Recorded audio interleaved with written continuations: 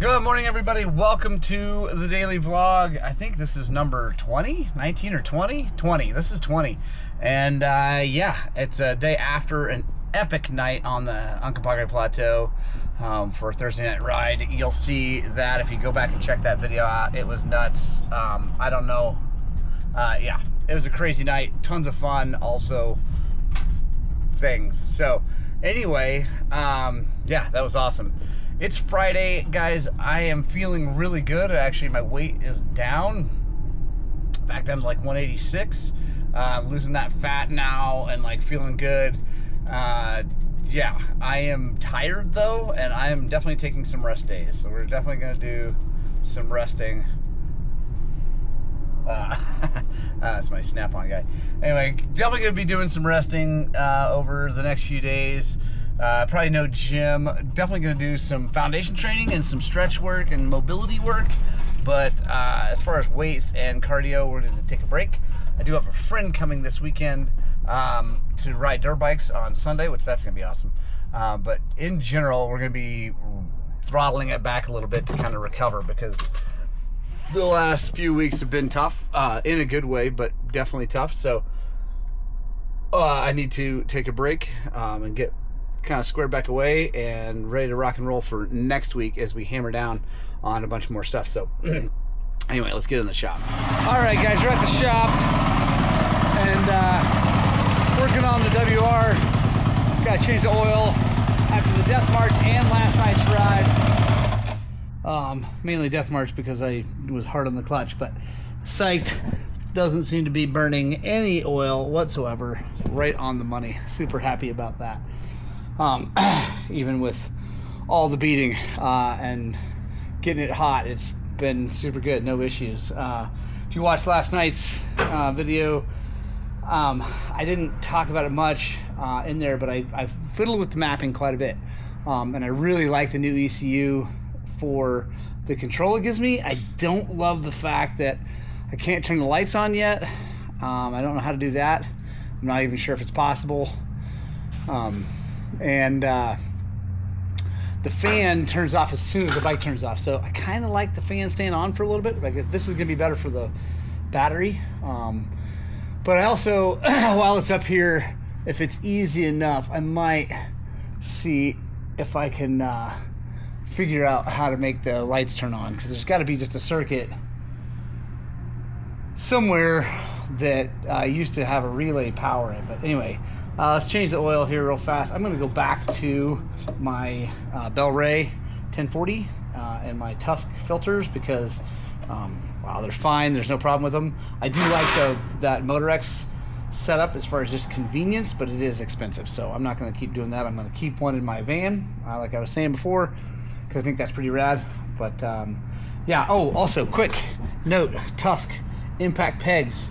Super happy about these. I just got these yesterday, guys. They're billet aluminum.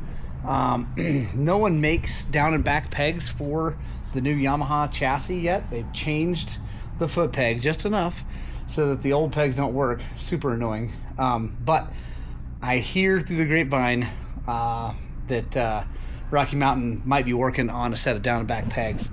But these things took a couple really good shots last night, guys, and held up well. I mean, not horrible shots, but pretty freaking gnarly. So happy about that so far. Super grippy with these little replaceable pins.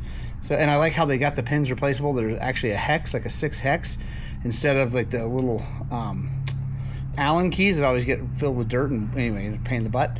So that's rad. Really, really happy about those pegs so far, guys. Quick update on JX8 tire. When you beat on it and spin it, that's what happens. So I might be actually changing those moose balls today, putting a new tire on to check those out, see how those lubeless balls look after quite a few miles on this tire and a lot of spinning and a lot of high speed during the Death March. So yeah, let's get after it. Zipper plays when Eric Von Zipper is ready.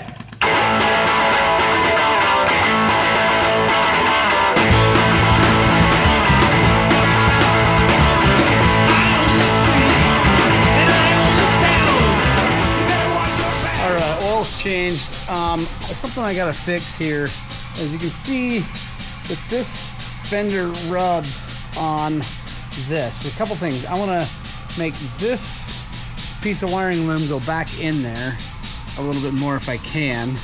I'm not too worried about that because it seems to be okay, but I want this fender to not rub it. Also, the old one rubbed here. Anyway, I have a plan. I'm gonna show you what I'm gonna do. So what we're gonna do is we're gonna loosen up these bolts, and I'm gonna get some washers. I'm gonna stack them in the back one so that it tilts the fender up just a little bit. It won't be noticeable, you won't be able to see it, but it'll hopefully keep that fender from rubbing on stuff. Actually, I'm gonna take this off so I can fiddle with that wire for a little bit. Let's try to bend that out.